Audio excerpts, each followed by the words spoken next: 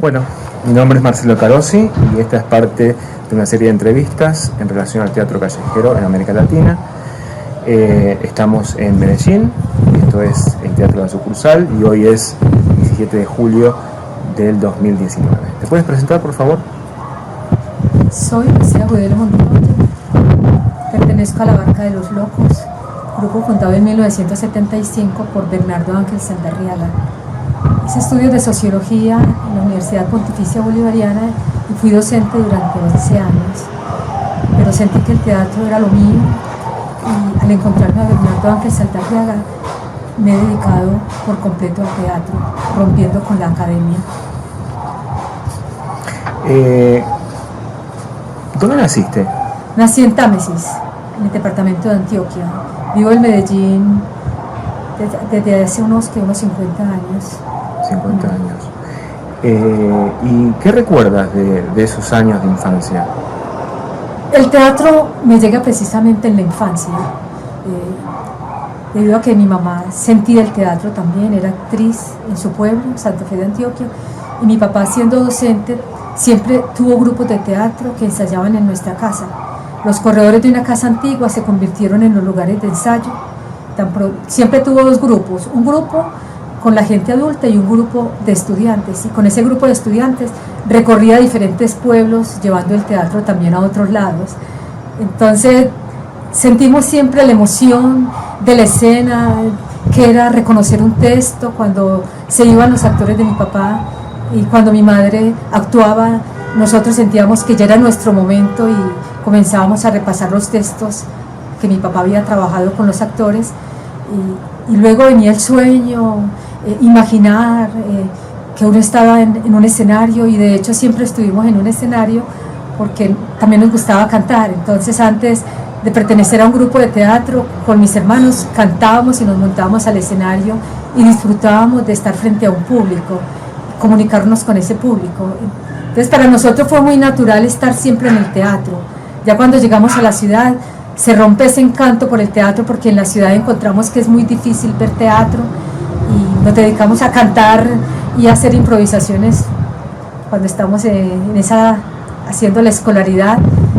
Y no fue sino hasta que entré a Bolivariana a estudiar sociología. En ese momento era el auge del teatro universitario en el país. ¿En qué año fue eso? Eso fue en 1973. 1973, 72, 73, es el auge del teatro universitario en Colombia. Digamos que los actores, cuando se refieren a cómo llegaron al teatro, le dan mucha importancia al teatro universitario, porque el teatro universitario fue un teatro muy politizado, que recogía toda la problemática de la sociedad colombiana. Era la controversia que se daba entre los grupos de izquierda enfrentados a la derecha. Entonces todo ese teatro estaba asignado precisamente por un pensamiento político. Entonces para mí fue como la oportunidad de volver a sentir el teatro. Y cuando traté de hacer teatro en la universidad, me encontré con el escollo de que yo sentía que para mí unas tesis que decía tal o cual grupo de izquierda no desarrollaban algo que para mí tenía que tener el teatro, y era desarrollar también la interioridad del hombre, que no se quedara meramente en diciendo cómo se va a hacer la revolución, o si el grupo Trotsko o el grupo maoísta o el grupo leninista tienen o no la razón o tienen la estrategia para llegar al poder, sino que yo sentía que había que hacer un cuestionamiento a la sociedad. Y de hecho uno se tiene que estar reflexionando sobre la sociedad en la cual le tocó habitar, y no solamente su sociedad, su relación con otra sociedad, con toda una que llaman ahora la política, pero que no podíamos alinearnos, no podíamos volver al pensamiento político, a una nueva religión, porque si de hecho en la universidad sentimos que había que cuestionar también todas las estructuras, tanto las estructuras religiosas como las estructuras políticas, como todo lo que conforma ese aparato que algunos llamaban como Althusser en ese momento, los aparatos ideológicos del Estado. Pues no bastaba esa mirada sobre ese mundo que conformaba nuestra sociedad y que nos atenazaba, sino que había algo en el hombre, un sentir propio, un pensamiento que él tenía que seguir desarrollando y él no podía acogerse a una nueva doctrina, a un nuevo catecismo.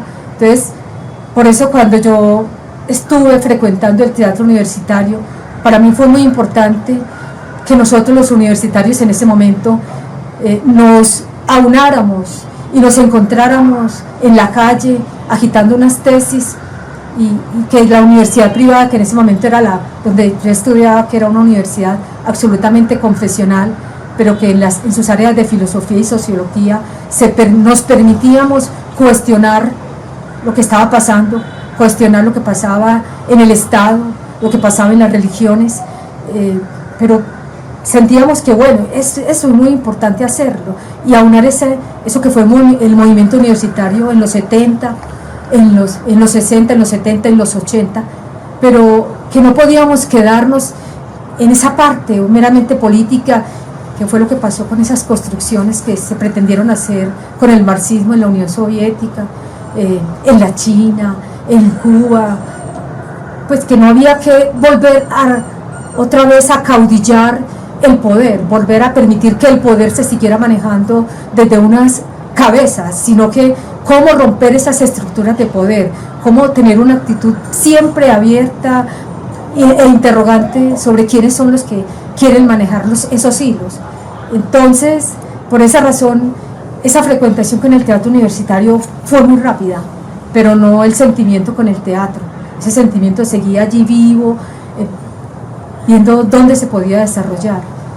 Y cuando estuve en Cartagena, trabajando como docente en la Universidad de Cartagena y en la Jorge Tadeo Lozano, siempre tenía esa preocupación de buscar el teatro, qué grupos de teatro se presentaban, conseguirle las horas de teatro a quienes estaban haciendo teatro, relacionarme con la gente que estaba haciendo literatura, que estaba haciendo crónica, que estaba haciendo cuento, porque para mí la literatura, la historia son básicas. Pues yo pienso que la poética, uno no puede desprenderse de esos sueños, de poner a volar la imaginación, el gesto, la libertad, buscar siempre la libertad y no permitir que nos atenacen. Esa era una preocupación constante a nivel personal.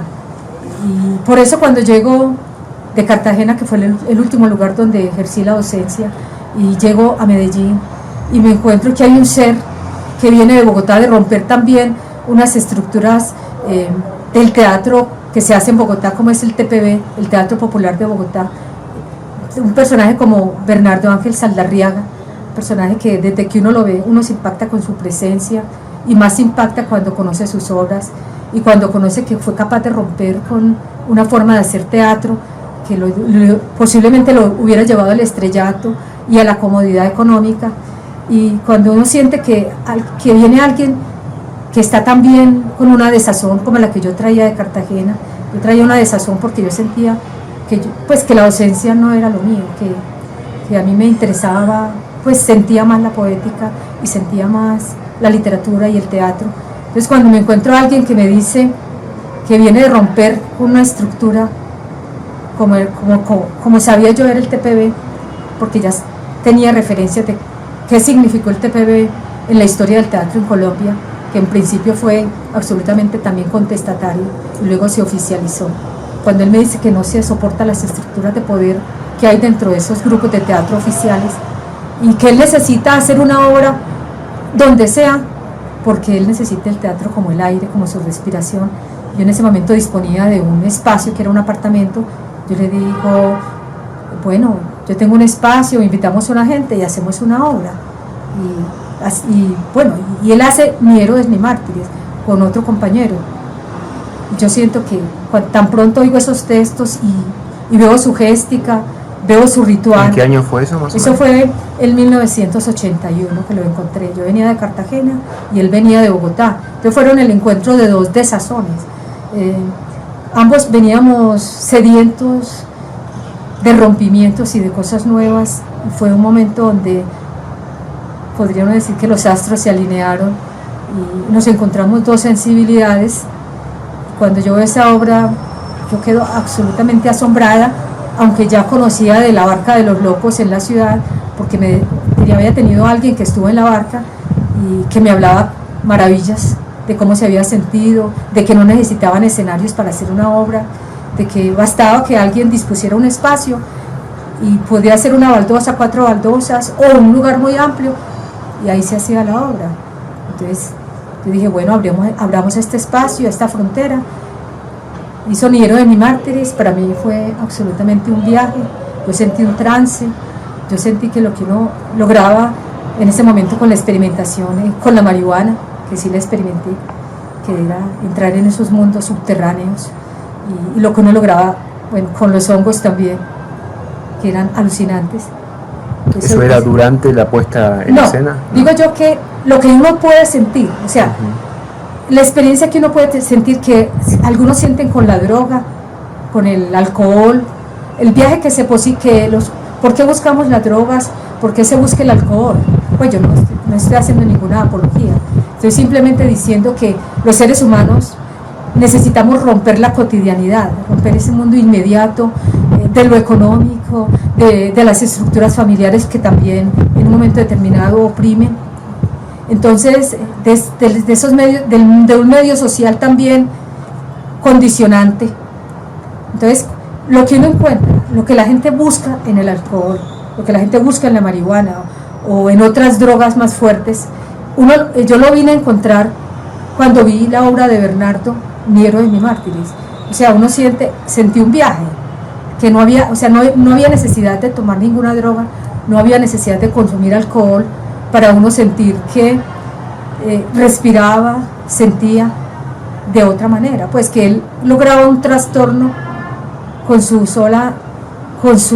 la manera de hacer teatro y de romper algo que yo no había visto nunca, romper los espacios y romper la relación con el espectador.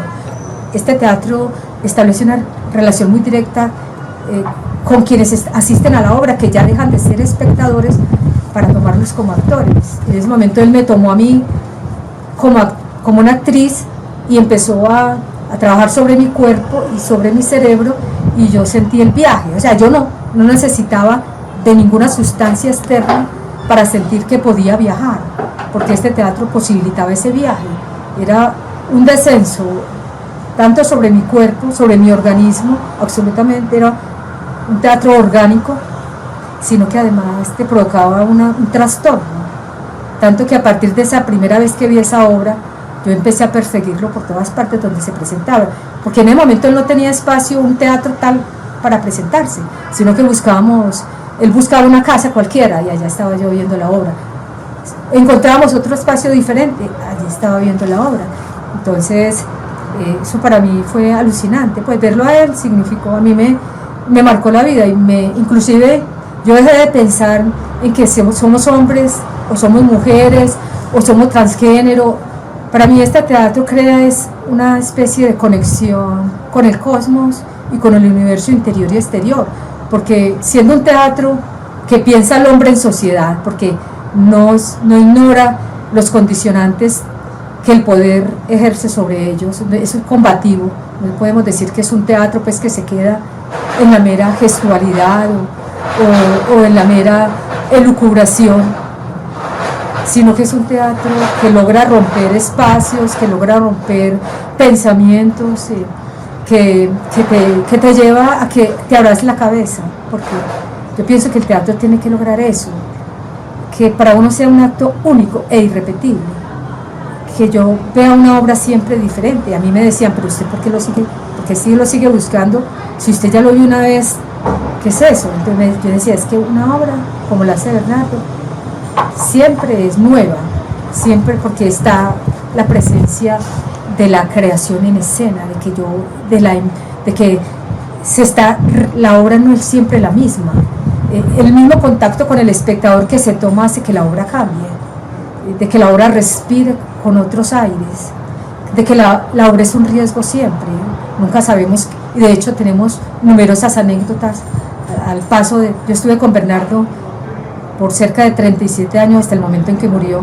Todavía desde su lecho de muerte él me seguía dictando textos. Fue un ser absolutamente, para él el teatro era una religión, era un ser completamente comprometido con el teatro. Para él el teatro era su vida, pues era una cosa impresionante, para él no existía más mundo que el teatro. Entonces todo el que estaba junto a él sentíamos esa impregnación y solamente existía eso, el teatro. O sea, para él no existía que lo económico, que mi sobrevivencia, que cómo me voy a alimentar. No, él era lo que uno podría decir un santo, como lo dirían otros actores, un santo del teatro, pues una santidad al revés, como diría él también, un santo al revés, porque fue supremamente cuestionador absolutamente de todas las estructuras que conforman la llamada pirámide, esa pirámide que no se hablaba en sociología, infraestructura y superestructura con Althusser, por ejemplo. Entonces o sea, cuando yo estudié sociología, pero realmente cuando oí los textos de Bernard, yo dije que al diablo con la sociología, pues yo aquí todo lo que es el ser humano yo lo encuentro en sus textos.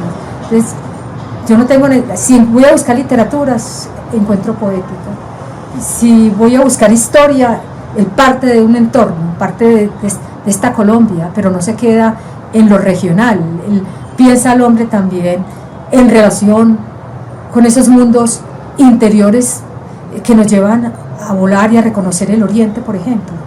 Pensar en el yoga, pensar en el Buda, sin ser budista, sin alinearse con ninguna religión, supremamente cuestionador de todo quien quiera, de todo aquel que quiera ser depositario de una verdad, mantener un interrogante siempre abierto, tanto sobre el medio como sobre el mismo, porque no fue un ser completamente anarquista. Pues para mí, si yo voy a pensar en anarquismo, pienso en Bernardo Ángel Saldarriaga, porque tenía supremamente claro el asunto de la no propiedad, tenía supremamente claro el asunto de la relación con los otros de una manera igualitaria.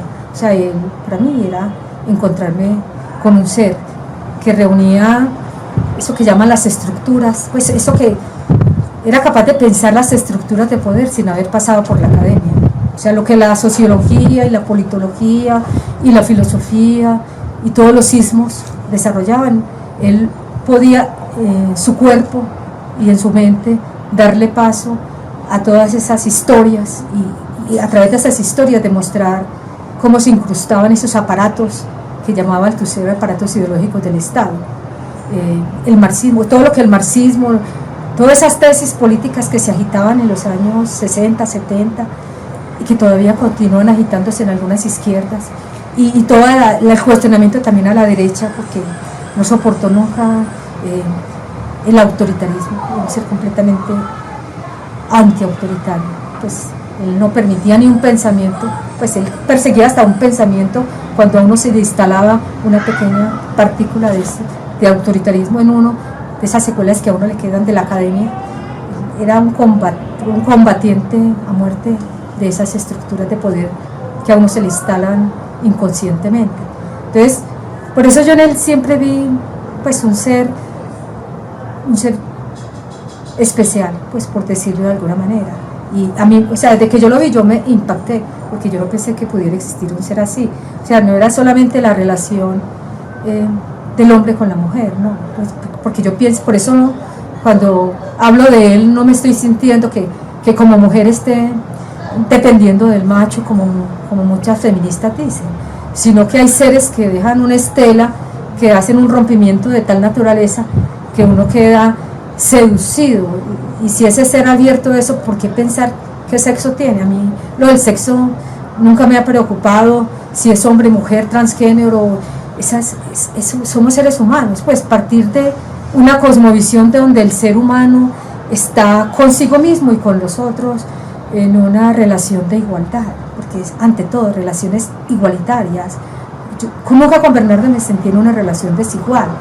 Si los textos que Bernardo escribió recogen esas luchas de los seres humanos en todos los ámbitos, porque no basta decir, como dijo el marxismo, que es la infraestructura la que lo determina todo, ¿no? Ahí los seres humanos estamos hechos de una cantidad de partículas, de una cantidad de poros, de una cantidad de asuntos en nuestro inconsciente, pues que hay que desentrañar, y siempre seremos un misterio. Entonces ver el teatro como misterio es lo que le interesó siempre a La Barca de los Locos, y no quedándose en un teatro intelectual, porque en principio nos dijeron que estas obras eran para intelectuales, pero no, pues no vamos a decir que son textos fáciles, pero es que los seres humanos tenemos las condiciones para acceder al conocimiento. ¿Por qué seguir diferenciando los estratos? Pues ¿por qué pensar con estratos? Entonces, por eso fuimos al Parque de Bolívar, porque nos dimos cuenta que no cabíamos en ningún espacio. Los intelectuales decían que éramos demasiado arrojados, que éramos inmorales, que éramos demasiado atrevidos, que, en fin, que eso no se podía hacer, pues que lo que nosotros hacíamos era inmoral. Pues, de hecho, nosotros fuimos tachados fue de inmorales, y por eso nosotros nos figuramos dentro del teatro oficial colombiano. Siempre hemos estado como un teatro marginal. Ahora vamos a hablar de por qué fueron tildados inmorales, porque la naturaleza de la obra, de las obras en general, apuntaban en contra de los aparatos de poder, no desde una forma quizás ideológica, sino a partir de una relación con el cuerpo diferente. Volviendo un poco a la infancia, ¿cuáles eran tus orígenes? No tus orígenes, ¿cuáles eran tus héroes en ese momento? Tuvimos unas ventajas. Primero que todo, la ventaja de un pueblo hermoso, como fue Santa Fe de Antioquia, un pueblo colonial, donde se iba la luz y uno podía soñar con la luz apagada, de que todo era diferente, y entrar en ese ensoñación de que puedes conversar con el otro en oscuridad y ocurrirse ocurrirse muchas historias, muchos inventos, o sea, la inventiva primero a nivel de esas historias que se cuentan en plena oscuridad. Por ejemplo, ¿cuáles historias? Pues las historias de los espantos, las historias de los pueblos viejos, de que hay espantos, de que hay apariciones, de que uno se imagina, de que uno tiene todo que imaginarse, ¿no? Porque está en plena oscuridad y hay una abuela con miles de historias que te cuenta y te hace unos relatos tan vívidos que los estás viendo, que en medio de la oscuridad empieza a aparecer los personajes. Entonces eso le crea a uno, le desarrolla la imaginación y lo lleva a traspasar las paredes. Uno piensa que puede traspasar las paredes porque hay un alimento de la imaginación y un alimento también de la palabra, de la narración oral, porque eran nuestra generación, la generación nuestra, la generación de los 20, de los 30, de los 40, yo soy de la generación de los 52, pues ya de una vez estoy diciendo cuánto tengo. Esa generación fue una generación privilegiada porque recibimos mucha tradición oral y mucho trabajo cultural también. Pues yo tenía una abuela que todo el tiempo estaba gestualizando, estaba moviendo su cuerpo, estaba contando historias impresionantes.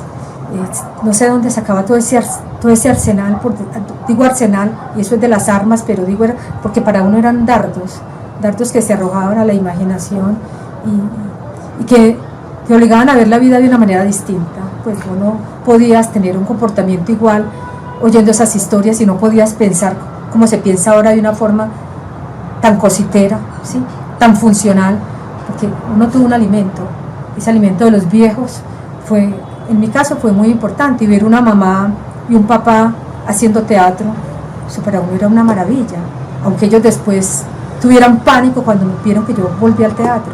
A ellos les dio pánico porque yo dejé clase, dejé la sociología, y eso para ellos fue terrible, pues. Aunque ellos hubieran sido tan románticos en los años en que nosotros éramos infantes, ya ver que uno quedaba como a la deriva, pues porque ellos siempre vieron que el teatro que nosotros hacíamos era un teatro muy difícil, que nos iba a poner en contra de toda una institucionalidad. Entonces íbamos a vivir una vida muy azarosa, a pesar de que tratamos de no comentar mucho lo que hacíamos a nivel de mostrar los textos y eso, mantener cierta incógnita sobre cuál era la dificultad por la cual, digamos, en un momento determinado fuimos tan señalados. Aparte de tu papá, tu mamá y tu abuela, ¿cómo se componía tu familia? 10 hermanos, 9 hermanos más, conmigo 10. Eran uno tras otro y nosotros siempre estábamos inventándonos veladas. Nosotros armábamos escenarios Eran todos artistas, digamos. Los tres primeros recibimos más esa influencia. Los otros ya fueron más funcionales, fueron los que fueron más tomados por la ciudad, por Medellín. Los tres primeros siempre somos bichos muy raros dentro de la familia. Mi hermano, por ejemplo, hace documentales. El último documental sobre nosotros lo hizo mi hermano cuando Bernardo ya estaba muriéndose.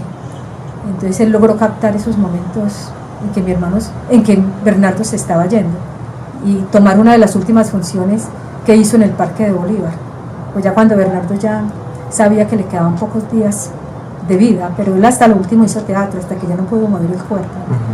Y escribió hasta que ya no podía, si no podía gesticular, hablaba por señas para que yo tratara de comprender qué estaba diciendo.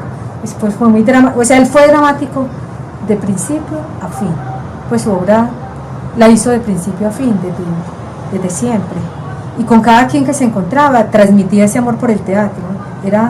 Pues yo no he conocido a alguien así, pues que sea tan sincero, que no sea capaz de decir una mentira en un medio tan trastornante como este, que no sea capaz de utilizar a nadie cuando todos estamos viendo quién nos puede servir, vamos allí porque es que sí, con este puedo adquirir tal o cual bien. Él tenía, para mí, un ser fuera de órbita, totalmente. Y si a él la muerte de Olio fue porque no podía seguir escribiendo y actuando, por lo menos en este tiempo. No sé la reencarnación que hará después, si nos volveremos a encontrar, no sé. Pues está ahí abierta esa pregunta. Cuando te digo teatro callejero, ¿qué es lo primero que te llega a la cabeza? Bueno, cuando me dicen teatro callejero, me viene a la cabeza el primer teatro callejero que vi en Cartagena, el Taller de Colombia. Yo estaba de profesor en la Universidad de Cartagena, llegó un grupo con todo su parafernalia, yo lo vi desde el balcón y yo dije, y me dijeron, esto es teatro callejero. Y yo dije, sí, es teatro callejero porque intervienen los espacios, porque para mí el teatro callejero no es tanto el que se presenta en plaza pública o en parque, sino el que es capaz de intervenir cualquier espacio de la ciudad, de las ciudades y del hombre, porque es que uno está interviniendo siempre. Cuando uno habla, uno interviene al otro y lo contagia, porque se trata de contagiar. Pues si uno habla, debe hablar es por pasión, no por formalismo, por romper con la palabra convencional y formal de que somos allá seres que tenemos una estructura tal o cual. No, nos vamos a intervenir, yo te oigo, me oyes y nos estamos comunicando y estamos ahí, cada uno. Si se puede hablar de aprendizaje es en ese sentido, cuando yo permito que mi alma esté en tu alma. Si mi alma no está en tu alma, estamos distantes. Entonces yo encuentro el teatro callejero la primera vez en Cartagena y lo veo desde un balcón, pero no había pensado mucho sobre el teatro callejero. ¿Te acuerdas la obra? No la recuerdo. La cabeza de gurú, no, pero no estoy segura, no, hace tantos años, que eso fue en el 79, entonces no recuerdo la obra, pero a mí siempre, o sea, para mí el teatro siempre fue un puntal, para mí fue la posibilidad de comprender la totalidad del ser humano, sin ismos, porque todos nos están dividiendo. Entonces eso de que habla Antonina Artaud, que no se han convertido en seres fragmentados, cómo volver a unir esos pedazos que han quedado de nuestra piel, de nuestra sangre, de nuestros órganos, cómo reconstituirnos. Y yo cuando me encontré esa obra Ni héroes ni mártires, sentí que esa era la posibilidad de volverme a rehacer, de no seguir en compartimentos, de no tener un cuerpo habitado por compartimentos donde cada uno piensa de una manera independiente. Cómo lograr una unidad de pensamiento donde la acción y el pensamiento están unificados y no está mi pensamiento por un lado y mi cuerpo por el otro. La preocupación principal que yo veía en el teatro con el cual Bernardo Ángel logra realizar su dramaturgia, el teatro de la barca de los locos, es eso de volver sobre el cuerpo, más que sobre un trabajo con los objetos que son fundamentales, que para él era un preciosista del objeto y del manejo del espacio. Hay que tener una preciosidad que no puedo decir que yo lo haya conseguido. Estoy en esa búsqueda. Cómo el objeto que yo llevo a escena es un objeto que tiene vida y cómo mi cuerpo se convierte también en el centro nervioso alrededor del cual el texto se incorpora y no deja de ser, no romper con ese texto que sale de otro lado, que es el texto recitativo, como que mi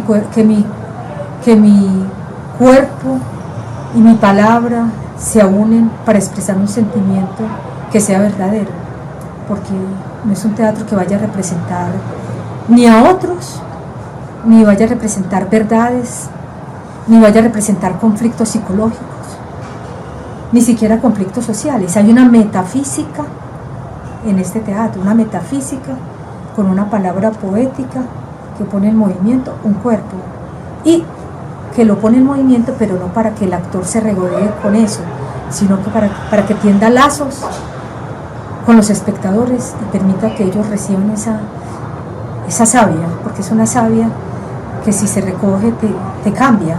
Por lo menos tener esa posibilidad de que cada quien piense por sí mismo, porque estamos siempre pensando de que los otros nos tienen pensar, son los otros los que nos dicen cómo hacer, cómo actuar, cómo movernos. Entonces, que el cerebro desarrolle una revolución de tal manera que puedas pensar por vos misma, eso ya es el logro mayor dentro de una sociedad absolutamente mecanizada, consumista y seguidista, y además frívola, porque si estos tiempos se diferencian de los otros, de los tiempos que nos tocaron, es cómo la frivolidad ha alcanzado el máximo desarrollo y cómo los medios de comunicación, y en particular ahora el internet, los computadores, que pueden ser puestos a nuestro servicio. Es que nadie niega lo valioso que puede ser un video, lo valioso que es una cámara, lo valioso que es poder acceder al computador, pero si vas de una manera mecánica, si te dejas que eso sea un nuevo adoctrinador, no estamos pues en que estamos, pues continuamos en ese automatismo que nos lleva a que cada vez seamos menos humanos, más robotizados. Y de hecho el cine también ha caído en esas, pues todas las artes en general andan en esa insensibilidad, donde lo que importa es por cuánto vendes tal o cual producto, no importa quién sea vos, no interesa, pues vos como tal no existís, vos sos un engranaje más de una gran maquinaria que ya no es ni nacional sino transnacional. Ya son las multinacionales las que nos establecen los sellos de cómo pensar, qué consumir, cómo movernos y cómo vestirnos y cómo hablar. Si piensas en tu primera obra de teatro callejero, ¿qué es lo que te viene a la cabeza? ¿Cuál fue, digamos, primero, cuál fue tu primera obra que recuerdas y qué es lo que recuerdas de ella? Bueno, este es un teatro muy particular, como ya lo decía, y es que cualquier espacio es propicio. Entonces, lo primero que yo sentí fue que se podía hacer en un apartamento una obra como Ni héroes ni mártires, y luego lo que ya conocí era cómo se rotaban las obras en las mismas casas y no estaba pidiendo un escenario como tal, con tal o cual dimensión. Y cuando me encuentro a Bernardo, lo primero que le hace es, bueno, vamos a relacionarnos con el teatro, que es la única relación que para él es válida. Para él no existe más relación que desde el teatro. Si le hablabas de otra cosa, a él no le importaba, sino en relación con el teatro. Entonces, la primera experiencia bella que yo tengo es un viaje que hago con él a un pueblo de Caldas, un pueblo muy particular, Pácora, donde es invitado por un grupo de títeres que quiere llevar como grupos culturales a Pácora, que es un pueblo bien tradicional de Caldas. Caldas es uno de los departamentos más tradicionales de Colombia. Entonces yo los acompaño en ese viaje. En ese momento Bernardo ha logrado reconstituir el grupo con Quique Márquez, que es el compañero más fiel que él tiene y que tenemos después en la Barca de los Locos hasta su muerte, y otro compañero más que lo acompaña, y el amante de nuestro compañero Quique, que es el más fiel al grupo. Entonces vamos a Pácora y el escenario de que disponemos es un convento. Entonces, un convento en el cual no sé cómo se logra en una sola noche tener a un público cautivo, y eso es lo que me maravilla, y se logra hacer la obra que yo por primera vez veo y que me va a marcar en primera instancia como primera obra para hacer, y es La Monja. En ese tiempo se llamaba La Monja y el Cristo, una obra con la cual Bernardo hace irrupción en el teatro en Colombia. Y ¿eso en qué año fue? Él es en Pácora. ¿En qué año? ¿En qué año estuve en Pácora? En 1981, al poco tiempo de conocerlo. Fue el primer viaje que yo hago con el grupo sin ser actriz. Entonces, pero me impregna, o sea, es un viaje para mí muy importante, porque no solamente convivo con el hombre en cuestión que me impacta, sino también con el actor. Yo no digo director porque él nunca quiso que lo llamaran director. Él estaba en contra de las estructuras de jerarquía de actores, directores. Él era un inspirador. Entonces en una sola noche hace, con un público general, público de pueblo, se hace La Monja, ni héroes ni mártires, y se hace una obra que es tan difícil, que es la historia del zoológico de Edward Albee, que ya también la tenían montada, y el público ahí aprisionado por esa magia. Entonces para mí fue sentir que el teatro no tenía ni condiciones sociales ni condiciones de pensamiento que tenían que ser intelectuales para poder ver las obras, y que además de eso en un convento de unas monjas se podían hacer obras que las cuestionaban a ellas mismas, que ellas mismas ni sabían qué estaba pasando allí. En medio de la obra, a nuestro compañero, que yo como todavía no estaba haciendo de monja en esa obra, sino que la hacía un hombre, que además era un gay, que era muy interesante porque él había ido con su pareja, y fue un ser que, digamos, rompió con todos los esquemas, tanto también a nivel de actuación como de vida. Quique Márquez, Carlos Enrique Márquez. Ese ser se entregó a la barca de los locos desde que conoció a Bernardo. Y hasta que se murió estuvo con él. ¿De qué trataba La Monja? La Monja, sí, son parte de unos coros que recogen toda la problemática del hombre en torno al poder y a las estructuras que lo están avasallando. Y estos coros, dice Bernardo, que se le vinieron de golpe cuando oyó que a Martin Luther King lo habían matado, lo habían asesinado. De una vez escribió esos textos. Entonces para mí son muy significativos por eso. Y viene luego, arrancamos con unos coros. Poseemos muchas cosas, ninguna en especial, cuando nos vemos como seres en un mundo que sí es el nuestro. Nos duele cuando ellos nos tiran, pertenecen al barro que los sustenta. Todo hombre, por mísero que sea, está en la posibilidad de ser. Somos los hombres que con su hálito de vida soplan sobre la llaga del mundo. Muchos de ellos son perseguidos. Su mensaje se ha cubierto de sangre. Todo es lucha, dolor, duda y plenitud. Todo lo envuelve. Los sonidos proceden de ella y a ella vuelven. La lucha se ve a sí misma en el rostro de cada hombre. Cuando la luz apareció, dijeron: una gran planta de energía eléctrica ha sido inaugurada por el gobierno. Se olvidaron que el hombre es la luz del mundo. Cuando el caos nos sacudió, dijeron: el mundo está en poder de algunos. Se olvidaron que cualquier tiranía es devastadora. Ascienden los que ascienden y sufren los que son maltratados por los sistemas. Hombres sistemas que nos escuchan, hombres sistemas que vendrán después, no hagan de él un sistema. Los hombres padecen de opresión por otros hombres que se escudan en los sistemas para cometer atropellos. Escuchadnos, hombres que masacráis el nombre de los derechos humanos, el nombre de los deberes patrióticos. Escuchadnos, hombres del tesoro público que oprimís a las viudas y pobres. Escuchadnos, hombres que maquilláis los cristos de vuestros capitolios y oratorios privados, y luego entornáis los ojos ante el Cristo de vuestra cabecera. Hombres de esta calaña no son libres, aun cuando desfilen con la cabeza baja, porque en sus corazones rumian fechorías que amparan en sus códigos y legislaciones. Fechorías de Te Deum, laudamos y ahorcamos. Si hay levantamiento, les mandamos el ejército y les negamos los sacramentos del alma, porque Cristo no quiere la guerra. Nos dicen: podemos venderles la libertad a pedacitos, pero no a largo plazo. Si sois buenos y acatáis todas nuestras órdenes, sus fábricas benditas por Cristos rígidos y clérigos vendidos agotan las fuerzas de hombres exhaustos. No vale la pena, dicen, no vale la pena, dicen, y llenan las cárceles, cantan responsos, pero el hombre no los quiere escuchar. Entonces, después de esos coros, la monja se viste como monja, porque en ese momento hemos hecho los coros de truzas.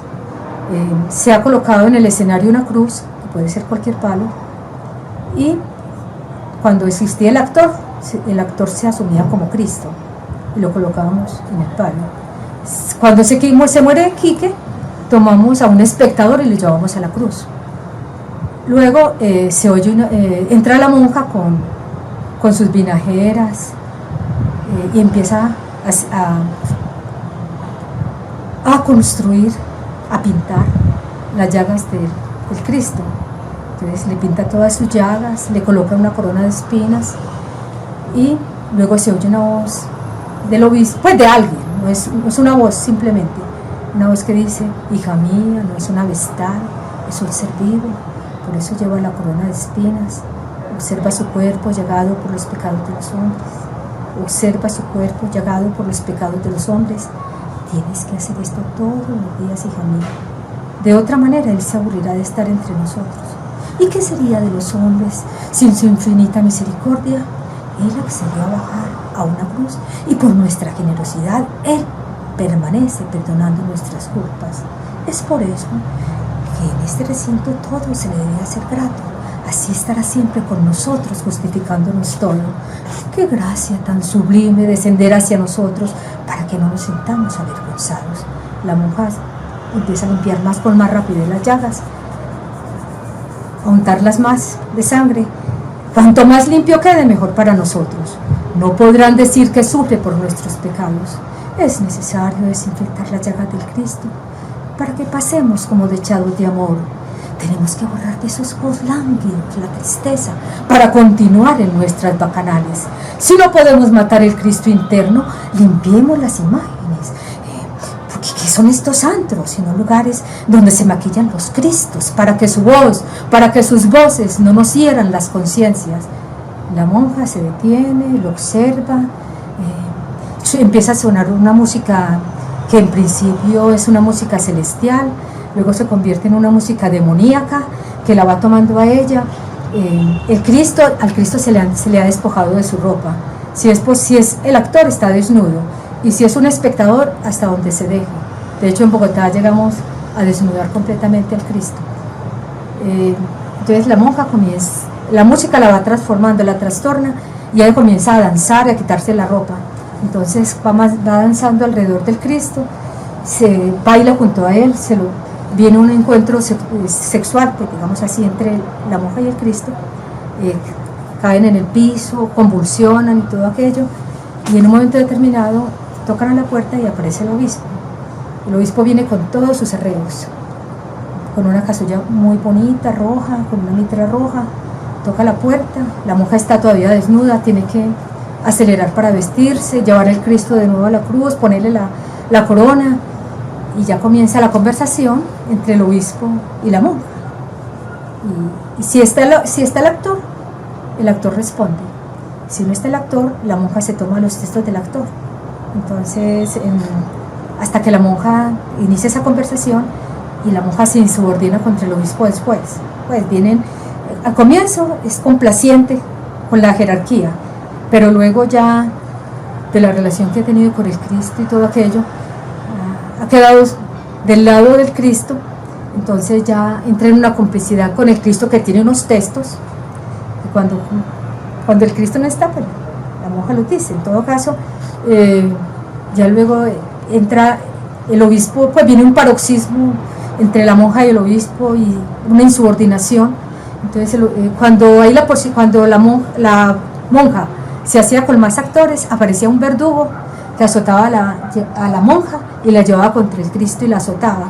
Ya luego la fuimos simplificando, y ya era el obispo el que simplemente arrojaba a la monja contra el Cristo y hacía el simulacro de azotarla, y luego venían los textos finales, porque ya la monja se ponía del lado del Cristo y el Cristo se perdía entre los espectadores, que ya no eran necesarios más Cristos.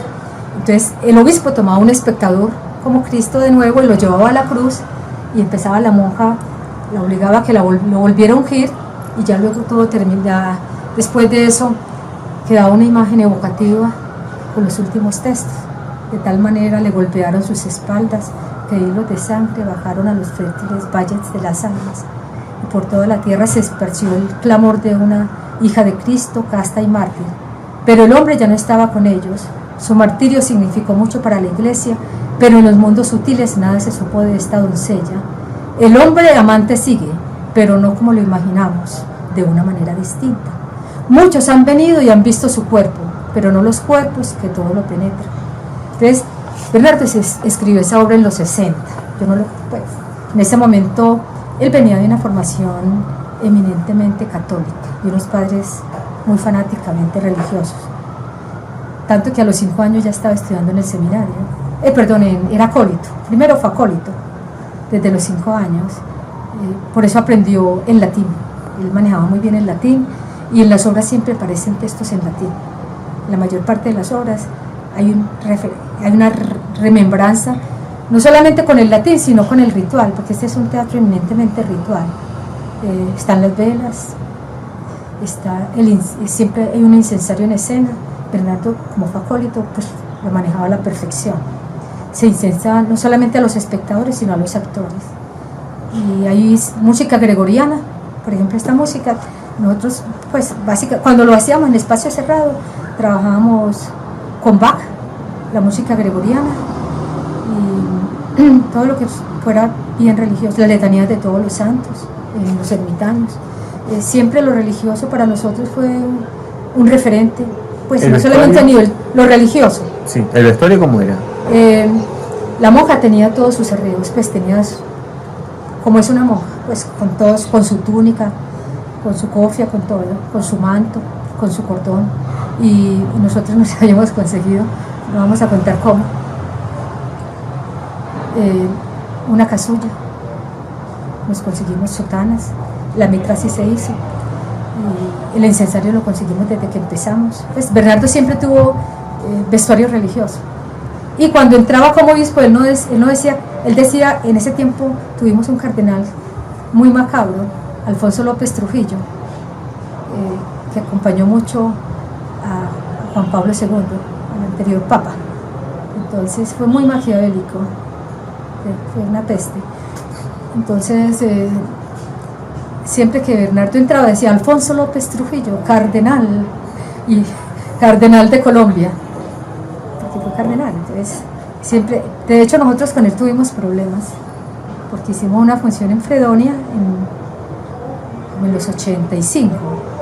Estábamos en el Parque de Bolívar, pero nos invitaron a Fredonia porque había un grupo que estaba estudiando en Marqués de Sade y nos dijeron que era para un grupo literario, porque nosotros cuando vamos a los pueblos nos planteamos las condiciones de los pueblos, no es que los vamos a avasallar, pues porque hay obras que para un pueblo, de hecho pues varias veces me cuenta un pintor que vive en este momento en La Ceja, que una de las veces que se dijo que se iba a presentar la monja, a mí no me tocó, en Río Negro, lo recibieron a pedradas, porque ya tenían antecedentes de la monja. Entonces, pues de hecho, siempre, cuando yo conocí la Barcas, cuando yo incluso los iba a presentar en el apartamento, me hablaban de, uy, ¿cómo los vas a presentar allá? Son escandalosos, se desnudan, hacen orgías. Yo, ¿cómo? ¿Qué me importa? Pues, yo quiero el teatro, voy a ver qué es lo que hacen. Pero a mí me hablaron de orgías, pues había un imaginario, sobre la Barca se creó un imaginario de orgías, de irreverencia, de blasfemos. Pues de hecho los textos no podemos decir que no ataquen las estructuras, una estructura religiosa que ha sido una estructura de poder de toda nuestra vida, y el mismo Bernardo le tocó en carne propia recibir ese bautismo de sangre al estar siendo acólito, al estar en el seminario. ¿Ni héroes ni mártires? Ni héroes ni mártires. ¿Tiene relación con la monja en qué sentido? Esa es otra obra. O sea, la monja de por sí creó todos unos aspavientos. Tanto que antes de la Barca de los Locos, Bernardo siempre tuvo grupos de teatro. O sea, la vida de Bernardo fue teatro. Para mí el mejor actor de Colombia, lo digo yo, ante cualquiera, es Bernardo Ángel Saldarriaga. Y yo lo coloco como epígono, no solamente a nivel de Colombia, sino a nivel mundial. Yo lo veo muy en relación con Marlon Brando, con Al Pacino, que para mí son grandes actores, con Klaus Kinski, con el cual tenía mucha semejanza en la actuación, en la gestualidad y en su locura. Bueno, siendo Bernardo, digamos, más considerado con los directores con los cuales trabajó en cine. Bernardo era muy delicado. primero escuchaba y luego ya decía, mi propuesta es esta, que es que sí era más avasallador. En todo caso, ¿quién más que Bernardo puede conocer, que estuvo en el seminario, que estuvo primero como acólito, que le tocó conocer la institución religiosa por dentro?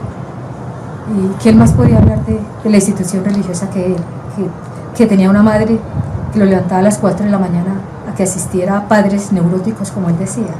O sea, la obra Ni Héroes ni Mártires tiene relación entonces con la religión, ¿o no? Sí, lo que pasa es que todo el teatro de Bernardo, puede uno decir que está asignado por un pensamiento metafísico, donde cada obra en particular tiene su espacio. Por ejemplo, La Monja desarrolla ese asunto de la relación de un obispo, la monja, con un Cristo y con los espectadores. Ya Ni Héroes ni Mártires es como el basamento, yo siempre lo he dicho así y lo vuelvo a repetir, es un basamento como el basamento filosófico con el cual Bernardo hace la ruptura con Oriente, porque Bernardo, después de romper con Occidente a través de la monja, estuvo desde los 18 años con un grupo llamado Yogananda, un grupo oriental, que Yogananda desarrolló mucho su trabajo en Norteamérica. Allá tuvo su grupo y todavía lo tiene, todavía está allá el grupo. Entonces estuvo en ese grupo por espacio de 15 años, haciendo teatro, pero también practicando la meditación, el yoga, los kriya. Él recibió la kriya por monjes que vinieron de Oriente. Entonces, mucho tiempo Bernardo estuvo allí, pero pensando como pensaba el teatro. E inclusive hasta la misma gente de autorrealización que se llamaba el grupo, la iba colocando, la iba metiendo, la iba involucrando en el teatro, hasta hizo teatro con ellos. Y los que manejaban, digamos, la organización se extrañaban de que, pero Bernardo viene acá y contagia a todo el mundo de teatro. Después de meditar, había una cita secreta, nos vemos en tal parte para que ensayemos.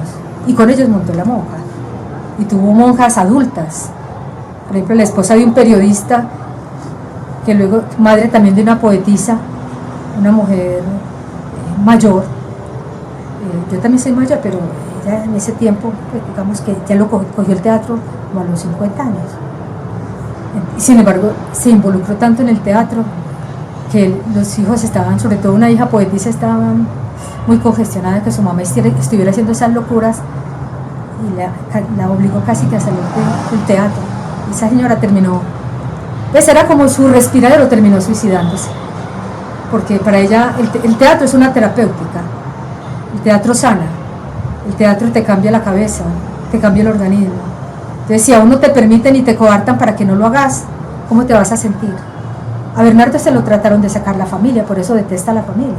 Pues tiene una prima con la cual se relaciona ahora, se relacionó en los últimos días y yo todavía me relaciono con ella, pero la familia para él fue inexistente porque le bloquearon lo más sagrado que él tenía, que era el teatro, porque él en el seminario hizo teatro, en su barrio hizo teatro y él siempre vivió con el teatro. Y su mamá, cuando él entró a Bellas Artes, no dejó que estuviera mucho tiempo en Bellas Artes porque era el momento del existencialismo, era el momento de las películas de Fellini, todo el neorrealismo italiano, de Henry Miller.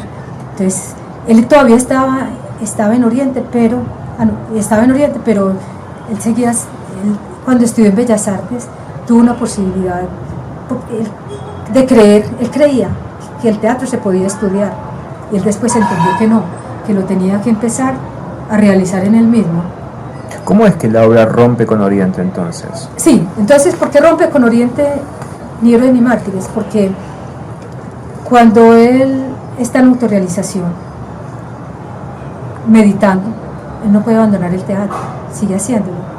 Entonces, en una de las meditaciones que tiene, en una meditación, él ya está inconforme con esa manera con esa guía que quieren hacer de cada uno de los que forman ese grupo de Yogananda, pues con ese reglamento, con esas prácticas, con una práctica donde te llevan unas cartillas para que te desarrolles la cartilla.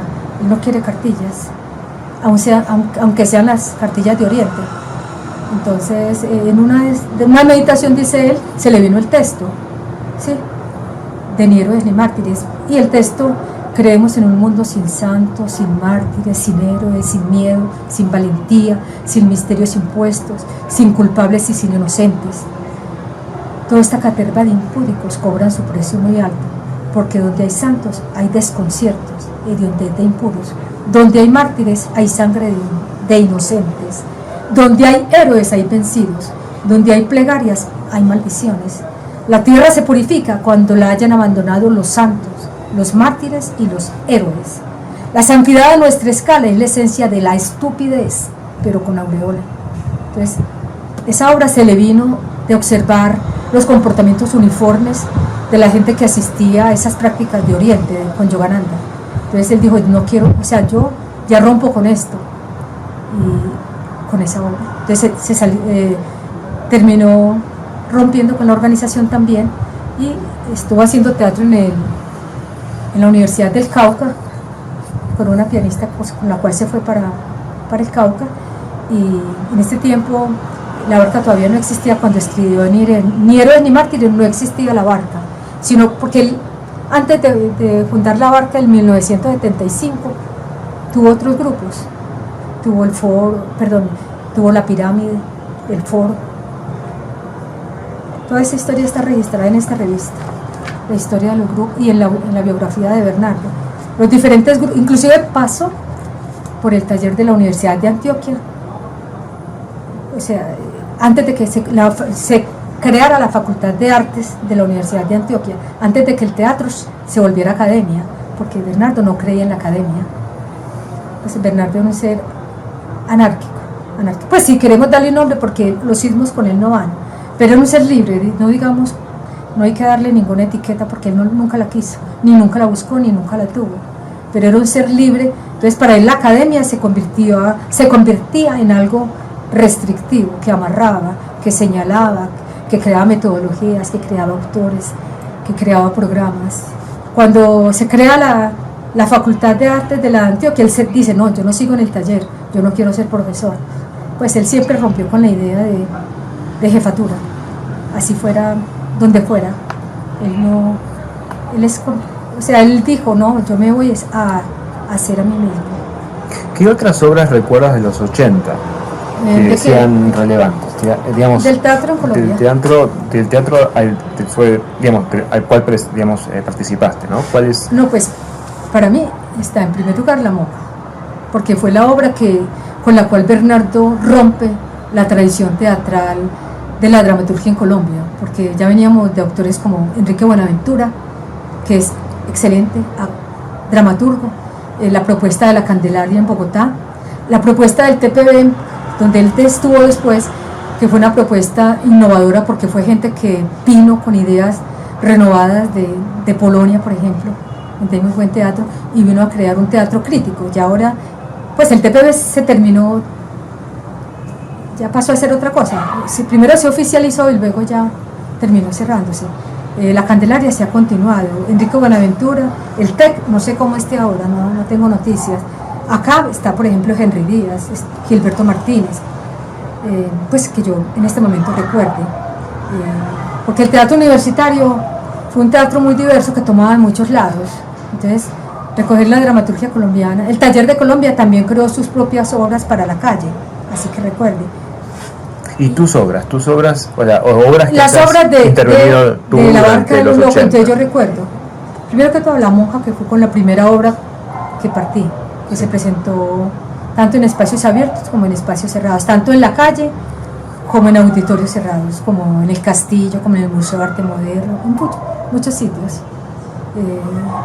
Luego hicimos una obra que fue, ni Héroes ni Mártires, yo me demoré más en montarla, se la monté en Bogotá en una estadía que tuvimos en el 83, después de venir de Barcelona. La montamos en un sitio en Silvania donde vivíamos, pero antes de eso montamos la obra más polémica, que fue la que más desazón, la que nos originó la censura mayor, que es esta, Aúllan los lobos. Aúllan los lobos, que tiene 3 cantos: el monstruo soy yo, la relación de la pareja y una parte final que se desarrolla en el pantano de los cerdos, la ponzoña. Entonces esta obra sí fue ya, digamos, clamor general en el sentido de que era muy peligrosa, o sea, no solamente a nivel de los actores, porque los actores fueron los primeros en censurarla. Nosotros participamos en una muestra de teatro en el 83 y fue lo que nos obligó a irnos para España, porque sentíamos que no podíamos estar acá más. ¿De qué trataba la obra? La obra es difícil saber de qué trata, pero voy a tratar de hacerlo. Pero me interesaría mucho mostrar estas fotos en la cámara, si la puedo coger. Sí, si las acercas ahí. No sé si estas manos te estorban. Ahí se ven, sí, se ven muy bien. Bueno, esta obra, digamos que fue la que mayor censura recibió, no por el hecho de que trabajáramos los cuerpos desnudos. De hecho, en el teatro se viene desde el Festival de Manizales, haciendo, acá también, o sea, a pesar de que se haga, el desnudo sigue impactando, no nos digamos que no. Bueno, el teatro impacta, el desnudo impacta, pero sobre todo por la crudeza, por la fiereza de los textos, por lo delirante de la obra. Es una obra demasiado delirante. Comienza con un canto que se llama El monstruo soy yo. Es el dramaturgo, el poeta que es Bernardo, cualquier poeta, cualquier dramaturgo en cualquier parte del mundo, enfrentado a sus pesadillas y al hecho de escribir y al hecho también de sentir las presiones del medio. Entonces, la primera parte es esa, el monstruo soy yo. La segunda, una parte de los ecos que le quedan a Bernardo, porque un escritor parte de sí mismo y parte también de los otros. Lo único, no puede uno decir, como dijo una periodista una vez refiriéndose a esta obra, es que aúllan los lobos, son las vergüenzas de Bernardo. Pues, ¿cómo va a decir eso? Pues uno sí habla de sus vergüenzas en los textos, pero eso no es lo único que alimenta una obra. La literatura está hecha de algo más que uno parte de su mundo interior, pero llegan otras evocaciones y todo lo que lo circunda. Entonces, la segunda parte hace referencia a la relación que tuvo Bernardo con una actriz de Cali, que no estaba en condiciones de entender la propuesta que él tenía, aunque actuó con él en algunas obras, pero ella pertenecía más a un mundo cotidiano. Entonces, cuando él estaba en el TPB, que para ella era muy gratificante que estuviera en un grupo oficial, se da un rompimiento muy fuerte en Bogotá. Entonces, ¿quién era esta actriz? Una actriz llamada Ofelia Cortés, ya murió.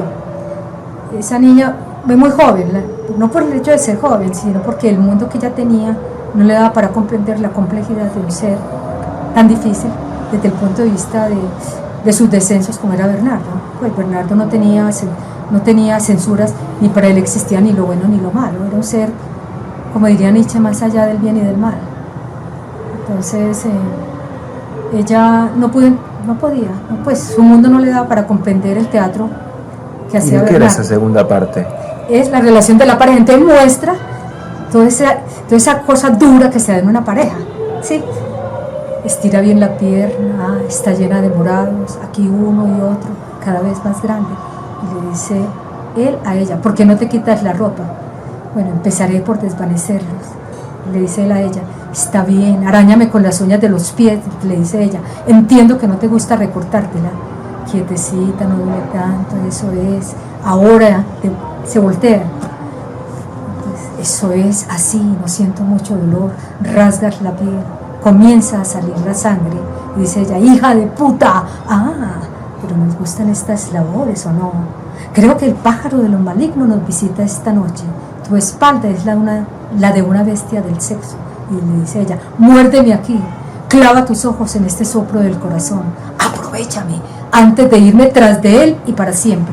Le dice él, apóyate en mí, saboréame, toda untadita, no te pesará.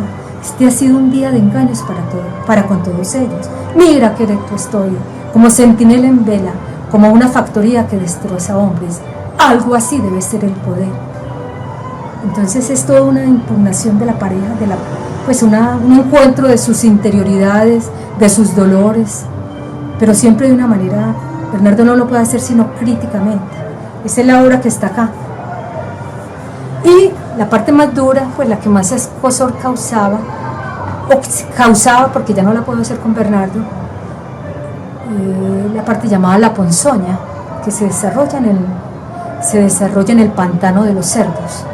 Entonces, voy a leerlo directamente para que no se me olvide, porque yo tengo los textos en la cabeza, tanto los de Bernardo como los míos, pero uno, pues de la emoción, se le pueden ir los textos. Entonces dice así la ponzoña: los espectadores llegan al lugar de las calaveras, hoguera, música, pantano. Él y ella se preparan en el bosque con sus respectivos padrinos que cuentan sus hazañas. Dicen los cantos: desnudo irás a su encuentro, esta unión se hace necesaria, la púdica doncella te espera. Dice ella: ¿dónde está mi amado? El bejuco, yo me adorno para él. En mi cabeza las flores, los perfumes del campo y azahares. El anunciador dice: señoras y señores, tomen asientos envueltos en sus mantos, muevan ligeramente los hombros. Canto de un pájaro, se retira el hombre, música Carmina Burana de Carpor, Fortuna. La mujer va saliendo desnuda, cubierta solo por un manto talar blanco. En su cabeza una corona de flores, en sus manos una copa de plata. Lentamente se acerca a los espectadores y da de beber aquel vino, mientras el hombre la sigue aportando un cirio. Hombre y mujer se encuentran en el centro de la escena. Sus cuerpos desnudos, solo tocados por capas, se reconocen y beben un vino de alternancias. La copa es levantada por la mujer. Las manos del hombre tocan los hombros de ésta y se abren sobre los espectadores. Hombre y mujer se despojan de su capa y baja palpando el cuerpo de la mujer. El hombre se despoja de su capa y baja palpando el cuerpo de la mujer hasta quedar arrodillada con la cabeza entre sus muslos. La mujer permanecerá de espaldas al público hasta iniciarse el juego prohibido. Voy a leer algunos textos para que tengan idea. Dice la mujer: tú, el de la verga grande, te damos el ósculo de paz en el anunciado prepucio. Dice el hombre: los aceites aromáticos para tu vagina. Momentos fatales: el hombre abre sus brazos mientras la mujer se da vueltas y camina como una diosa al borde del escenario. Relatos del hombre: en un mantel blanco llevan cuchillos, insignias del mando militar y eclesiástico. Comienza la ceremonia en el pantano de los cerdos. Los espectadores deben guardar compostura. Sereno, noche, cirios, pólvora, sogas, hoguera, mierda en vasija. Dice la mujer: caga. El hombre dice: diga mierda, y así borramos de una vez por todas las tiranías. La mujer: mierda con toda la jeta. Pero necesito tener un general de soles diademado. Escosor puto, me cago en el ejército. Dice el hombre: contraponga el culo. Póngase en cuatro patas para que pasen todos los batallones. El alférez con su verga en alto. La mujer: flores de siempre vivas. Una vez adentro cierro el culo. Dice el hombre: dolor gastado. 4 generales mueren asfixiados. Se los tragó la manigua. Salutaris meus. Dice la mujer: ojo de buey. ¿Crees que pueden caber los tanques? La ojeada perfecta. Dice la mujer. Dice el hombre: ayuctorium. La artillería irá por delante. Mujer: cha cha. Rápido, antes de que se me pasen las ganas. Hombre: curriculum meus. Cague con toda la confianza que la patria se salva. Entonces, como ven, es un texto, digamos, contestatario, por decirlo de alguna manera. De hecho, esta obra fue hecha ante generales de la República. Tuvimos esa casualidad, ese karma. Lo hicimos en Urabante, un teniente del ejército que en esos tiempos, en los 90, que estaban en proceso de paz con la FARC, aunque eso no se consolidó en la época del presidente Belisario Betancur. Ese teniente se puso, pues, le dio una histeria porque además suena el himno nacional y se trabaja con la bandera. Entonces para ellos eso fue un atentado total. ¿Eso en qué año fue? El encuentro con el teniente. Sí. En el 85, en la zona de Urabá, que es una de las zonas más conflictivas del país. Hicimos un recorrido con estas obras desde Dabeipa hasta Turbo, presentándolas en espacios abiertos, algunas. Por ejemplo, ¿en cuáles? Por ejemplo, La Monja la hicimos en un batallón del ejército, con textos tan duros como esos que te dije ahora. En un batallón lo hicimos, luego lo hicimos en apartado, en Chigorodó hicimos en las calles La Monja, hicimos la danza del Averno también en una cárcel, y esta obra, Huyan los Lobos, la hicimos en una taberna donde apareció un teniente que al final de la obra se vino energúmeno. A mí no me dejó hablar porque yo era mujer. A Bernardo no sabía qué hacer con él, quería golpearlo, pero no se atrevía. Decía: cuando yo me muera me van a colocar la bandera en mi ataúd. ¿Ustedes cómo se atreven a hacer esta obra? ¿Ustedes quién los financia? Ustedes yo no los puedo tocar, pero yo quiero tocarlos, como que decía eso. Yo quiero atentar contra ustedes, pero no puedo. De todas maneras, cuando hicimos esa obra, al día siguiente nos dijeron que nos perdiéramos de Urabá, que nos estaban buscando. Nosotros en principio nos asustamos, buscamos a quienes nos habían llevado y nos fuimos a estar con ellos el resto de la semana. No pasó nada, pero fue un viaje difícil y al mismo tiempo fue un viaje propiciador para que hiciéramos teatro en la calle. Porque hasta ese momento nosotros veníamos tomándonos las universidades. O sea, encontramos en una cafetería y nos la tomamos y hacíamos la obra en medio de la gente. Así recorrimos varias universidades en Bogotá y en Medellín, pero íbamos tomando como aire ya era como una especie de preparación para el teatro en la calle, porque nosotros nunca dijimos que este era un teatro callejero. Nosotros diferenciamos que este es un teatro en la calle con un pensamiento, porque nosotros nunca dejamos de pensar como lo venimos haciendo con La Monja, o con Ni Héroes ni Mártires, o con las otras obras que nacieron al calor del parque. O sea, después llega el parque, ¿no? Llegamos al parque en el 85, después de haber estado en Urabá en el 84. O sea, nosotros llegamos de Urabá y sentimos que hay que romper la censura, porque ya estábamos demasiado censurados. Íbamos a un sitio, votaban a la persona que nos llevaba. Por ejemplo, nuestro compañero estudiaba comunicaciones, Quique Márquez, estudiaba comunicaciones en la Bolivariana. Hicimos allá 2 obras, Ni Héroes ni Mártires, que la hizo con su amante. Y nosotros hicimos Aúllan los lobos y, claro, voló de Bolivariana, lo echaron.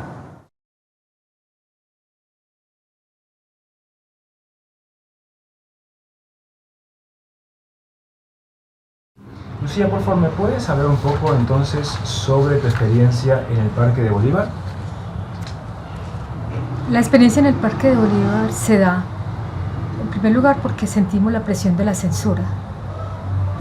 De alguna manera teníamos un camino, si se puede decir, abonado para esa experiencia en el parque, porque la Barca de los Locos siempre se caracterizó por buscar espacios no convencionales. Cualquier espacio era bueno para hacer una obra, porque decía el fundador de la Barca de los Locos, Bernardo Ángel Saldarriaga, que el espacio principal del teatro estaba en la conciencia. Entonces, consecuente con eso, una sala, un comedor, un corredor, donde hubieran 2 o 3 personas dispuestas a ver una obra, estaba la Barca allí dispuesta a hacer la obra. Nos entusiasma mucho hacer teatro y por eso la necesidad siempre de saltarle a la dificultad. Hay que dar siempre, buscar en la imaginación y establecer nuevos espacios, nuevos sitios, otras personas, que el teatro llegue a sitios impensables. La experiencia en Urabá fue un aliciente, fue como una energetización de todo el cuerpo, de nuestro pensamiento, porque encontramos tal respuesta en Urabá, que básicamente es una zona que siempre ha sido vista como una zona roja, con muchos conflictos sociales, con mucha mezcla de poblaciones. Básicamente es negra, pero llega mucho comerciante porque es la entrada también al mar, al océano Atlántico, al Chocó, a Panamá. Es una puerta abierta. Cuando hicimos allí La Monja, Ni Héroes ni Mártires, Aúllan los lobos, sentimos que la gente respondía, que se emocionaba, y ante todo el teatro es emoción, es pasión. Llegamos a Medellín y Bernardo comienza a recorrer la ciudad buscando espacios nuevos para el teatro y ve que el Parque de Bolívar, que en ese momento era un parque central para la ciudad, donde llegaban gente de todos los estratos, de todas las condiciones, con todos los pensamientos cruzados. Además de eso, había grupos religiosos discutiendo sobre si Dios tenía los ojos blancos o azules, o si Jeremías, o en fin, o si el Antiguo o el Nuevo Testamento, y eso congregaba un grupo de personas dispuestas a escuchar esas discusiones. Y además tiene un escenario hermoso. En ese momento el Parque de Bolívar está en remodelación, pero en ese momento disponía de lo que llamamos la rotonda, donde la banda de la Universidad de Antioquia tenía una presentación todos los domingos. Habían una serie de antecedentes, la misma ubicación geográfica, ser el centro de la ciudad, tener la iglesia metropolitana en el fondo, la policía a un lado, en fin, tener como todos los elementos que conforman la sociedad ahí dispuestos, nos llevaba a que nuestras obras, que básicamente tienen que ver con esa mirada total sobre la sociedad, sobre la ciudad, sobre el país, sobre el mundo, encontramos que ese era el escenario perfecto para llegar con las obras, y de una vez arrancamos con una de las obras que podríamos decir son difíciles por el pensamiento religioso de la ciudad, por el pensamiento político que la obra contiene, y además en ese momento nos faltaba uno de los personajes de la obra, que es el Cristo. Sin embargo dijimos, vamos a atrevernos, vamos a vivir esta aventura con todo lo que venga, con lo que la aventura nos arroje. Y somos barca de los locos, estamos dispuestos a navegar en aguas difíciles, con tormentas, con toda la naturaleza en contra, vamos hacia allá. Y fuimos al parque y encontramos que esa obra pegó inmediatamente. Incluso tomamos un mendigo como espectador, como Cristo, un espectador mendigo, que lo colocamos en actitud participante, y verlo allí era muy emocionante porque era un personaje, en nuestro lenguaje podemos decir cagado, como se dice, oliendo mal, pues con lo que da la calle, porque la calle es de todo tipo de personas, de los que no tienen dónde pasar una noche, dónde bañarse, no tienen sino sus harapos. Y fue un Cristo que fue muy significativo porque era un Cristo harapiento, que olía mal, pero cuando uno está en teatro, los olores son los olores que arrojamos los seres humanos, que en el momento los perfumamos, pero que en esencia olemos mal cuando nos desconectamos, cuando perdimos la humanidad. Entonces ese personaje se sintió tan bien como Cristo, que lloraba en escena. Entonces para mí esa experiencia fue inolvidable, porque tomamos al personaje que era el ser de la calle, y a partir de allí continuamos con la experiencia, con las diferentes obras, y a medida que nos íbamos presentando a Bernardo, que es nuestro dramaturgo, se le iban ocurriendo cosas. Pues él tiene una capacidad tenía una capacidad, porque ya murió, una capacidad de estar siempre escribiendo sobre el momento, lo inundaban imágenes y las desarrollábamos. Entonces por esa razón nosotros no repetíamos obra, siempre estábamos haciendo una obra distinta, partiendo de un texto poético, porque para Bernardo aunar la poesía y aunar también la gestualidad, lo que el cuerpo arroja, sus posibilidades e imposibilidades, porque tenemos que partir del hecho de que estamos amarrados. Entonces, ¿cómo soltar un cuerpo que siempre ha estado maniatado? ¿Cómo darle paso a una expresión que sea de verdad, que no sea montada? ¿Cómo romper con la pose? ¿Cómo establecer las relaciones con todos esos seres que se acercan, inquietos por ver qué estamos haciendo?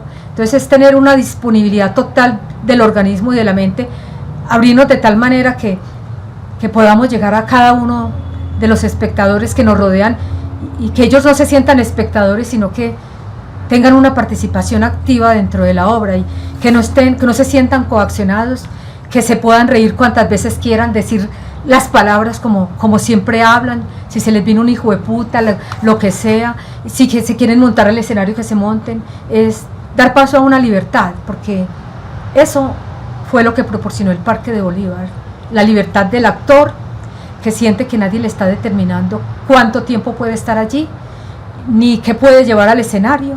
De hecho, nosotros partimos de un teatro ritual, que así mismo lo llevamos al parque. Nuestras escenografías son casi que nulas, es básicamente el movimiento corporal. Las obras de Bernardo llevan a una disposición tal que el cuerpo establece su propia danza, y la palabra también estalla, porque hay que hacer que la palabra no se convierta en la sola preocupación por la dicción, o porque tienes que ser demasiado lenta o demasiado rápida, sino que el texto te lleve a saltar sobre él. Y si tienes todas las posibilidades de improvisar, bueno, está ahí la improvisación al alcance de la mano, tanto a nivel del texto como de la géstica, y tanto al hecho de que uno se descomplique con el espectador y se olvide que es espectador, y lo sienta como ese actor que lo está alimentando a uno, que le está dando su sangre, sus nervios, para que la obra crezca, porque se trata es que las obras se dimensionen, que no se queden chiquitas y que no se infantilicen. ¿Qué otras obras dentro de este periodo recuerdas? Sí, recuerdo Agnus Dei, y la recuerdo particularmente porque en los 90 Medellín estaba viviendo una situación de violencia tal que no solamente cuando trotábamos encontrábamos los muertos, sino que también eso era como ese hálito de la muerte reinaba por todas partes, no se quedaba en los cadáveres que uno tenía por yo no digo que posibilidad, porque nosotros trotábamos y nos tocaba saltar sobre ello. Fue un momento muy difícil para la ciudad. Entonces a Bernardo se le ocurre llevar a escena una obra como Agnus Dei, que parte de la muerte con su símbolo, con la guadaña, con capas negras, con el ritual que siempre hacemos, que son las velas, el incienso, el túmulo del muerto. Tomar a un espectador, llevarlo a escena y empezar a hablar sobre la muerte, sobre lo que la ciudad está arrojando.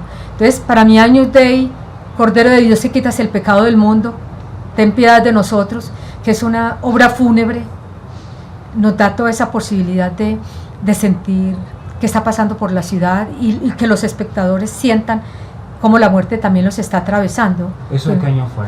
Eso fue sobre los 90, pues toda la época de los 90 fue una época dura porque habían enfrentamientos entre la policía y Pablo, luego posteriormente los paramilitares con los hermanos Castaño y el cartel de Cali sobre Pablo, y eso fue trágico, realmente trágico. Entonces esa tragedia era la que vivíamos en escena y la que sentían los espectadores. Además nos acompañábamos del elemento que causaba las muertes, que era todo tipo de armas. Entonces nosotros sacábamos a escena un revólver o varios revólveres con sus dispositivos, con sus totes o lo que fuera que sonara. Entonces eso era muy dramático, porque en escena nosotros decíamos, bueno, ¿quién ha disparado tan a quemarropa? ¿Quién dispara en Antioquia y en Medellín tan a quemarropa? Regresen a sus casas y no cuenten nada de lo visto y oído, ni a sus hijos, ni de estos a sus nietos. Castidad para una eternidad que nos toca vivir y soportar. Los cadáveres serán velados aquí por una infraestructura de mentiras. Acomoden sus bestialidades. Y la muerte era asumida por un actor magnífico que murió en el 95, que era Quique Márquez, que acompañaba todo con improvisaciones y con su capa negra como una especie de vampiro calvo desplegaba toda su genialidad. Y ya Bernardo era el oficiante y yo era la mujer que acompañaba al oficiante en esa danza macabra, porque es una danza macabra cuando uno tiene la muerte y ha pasado sobre tantos cadáveres jóvenes de todos los tipos. ¿Qué recuerdas del público de esos años? Ese público se puede observar sobre todo en este documental que vas a tener oportunidad de ver, que se llama Otros Decires, Otras Reconditeces, porque ese público de los 90 era un público que reía, que lloraba, que se agitaba, que no tenía compostura, porque eso era lo bello, que en la calle nadie guarda las proporciones, todos son desmesurados. Además, en ese momento se olvidan que tienen familia o que tienen una religión determinada o una política, sino que se contagian de la locura que crean esas palabras que escribía Bernardo. Entonces es un trastorno. Por eso alguien en un escrito en El Colombiano escribió un artículo diciendo: la locura navega en el parque. Y además de esa época fue tan fuerte la presencia de público tan diverso que yo todavía me encuentro personas que me dicen que trabajan en los bancos o son celadores o son vigilantes o venden lo que sea, y me saludan y me dicen, bueno, yo lo recuerdo tanto del parque, me impactaron tanto. Y entonces uno siente cuando se encuentra con esas personas o gente que ya es adulta y me dice: yo iba al parque chiquito, yo me iba en patines o en todo caso yo aparecía ya en las condiciones que tuvieran. Incluso los grupos de rock como Frankie ha Muerto, que precisamente su nombre parte de que a él le hicieron desaparecer un hermano. Él era uno de los muchachos jóvenes que iba al parque y precisamente tomó uno de los textos de una obra que se llama La Danza del Averno, que también surge al calor del parque. porque al que tiene se le añadirá más, y aquel que no tiene, lo poco que tenga le será quitado. Entonces, ese texto a él se le quedó grabado de adolescente y lo introduce en una de sus canciones de rock. Es un grupo también muy representativo en la ciudad, Franquia Muerto. Lo mismo un grupo que conocimos, Desadaptados, de música punk, que también nos acompañó con mucha frecuencia en el parque. ¿Se tocaban la música? No, ellos nos acompañaron como adolescentes, como espectadores, pero luego nos invitaban a que participáramos con ellos en sus conciertos. Por ejemplo, Desadaptados nos llevó a Castilla, precisamente a participar de un acto contra la muerte. Hicieron todo un ritual con un catafalco, porque en ese momento en el barrio de Castilla se estaban matando demasiados jóvenes. Entonces uno acompañaba a esos grupos, o sea, ellos nos acompañaron en principio como espectadores jóvenes, y luego ya los encontrábamos como músicos ya con su banda, y seguíamos y seguimos todavía teniendo una relación con ellos. ¿Qué relación ves o qué diferencias ves en el público a través de los años?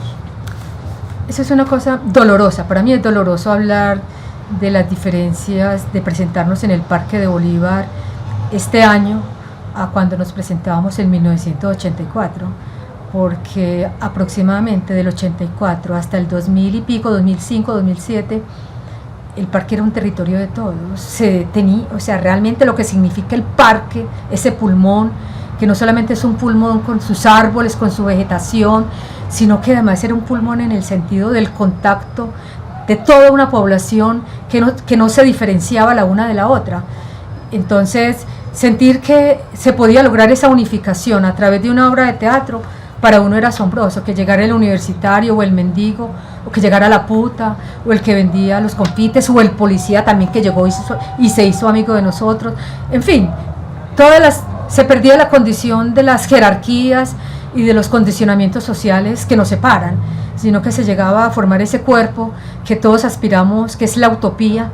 La utopía es que como humano no nos perdamos, que dejemos de estar posando, pues, y que la cuestión económica, o la cuestión de que ya tengo un puesto, tengo asegurado mi vida, ya tengo mi futuro asegurado, tengo casa, carro, beca, viajes, eso se rompía. Uno aspira que eso se rompa, y aspira que el teatro logre esa parte de humanización, porque si por algo propongo ese teatro es por la humanización, porque hoy no sucede. Yo siento que hemos entrado en una fase de mucha frivolidad. Hay algunos jóvenes que se dan cuenta de eso y por eso nos buscan y nos dicen: sabemos que este medio nos está aniquilando, no perdamos de vista nuestras posibilidades de libertad y de sentimiento. Por eso nosotros participamos con ellos en algo que ellos llaman las ferias anarquistas, que son ciertos carnavales a la manera de ellos, donde se dan a conocer libros escritos por ellos de una manera artesanal, y se dan también teatro, música.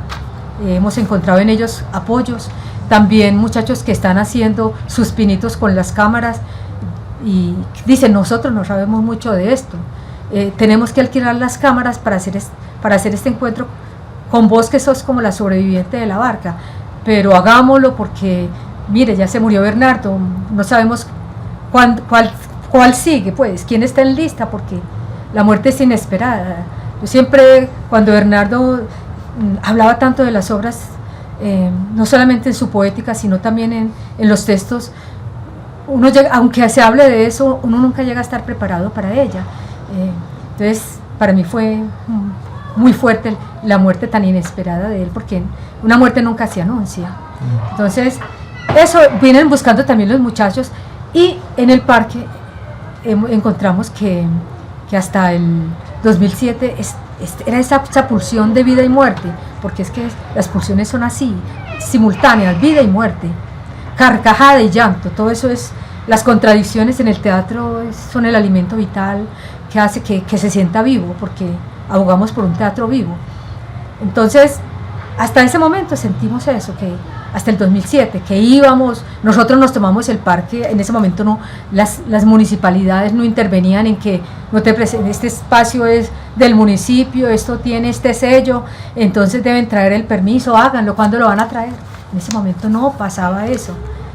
Llegaban grupos de música de Perú, de Ecuador, mimos, payasos, culebreros.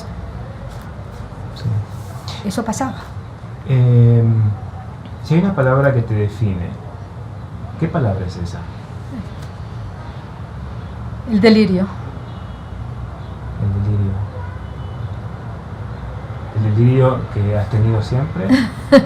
El que encontré al hacer teatro. Porque antes era una persona con sueños, pero la docencia te crea unos apergaminamientos, aunque no quieras, porque tenés que tener una metodología, usar unas herramientas pedagógicas, y este teatro rompe contra la pedagogía, contra el hablar de tal o cual manera, que te entiendan sí, pero si la pasión lo lleva a uno a desbordarse y hablar más rápido que de costumbre, yo prefiero dejarme ir a poner el pensamiento que me detenga, porque el pensamiento lo detiene a uno y la racionalidad es fatal. Y este teatro aboga por una conciencia, sí, pero sin la razón lógica, porque eso nos ata, no permite que uno se descargue, uno se vuelve como todo el mundo, con una máscara, con la misma expresión facial, con unas palabras de conveniencia, y la lucha es contra eso, contra la cotidianidad. Muchas gracias, Lucía. Muchas gracias.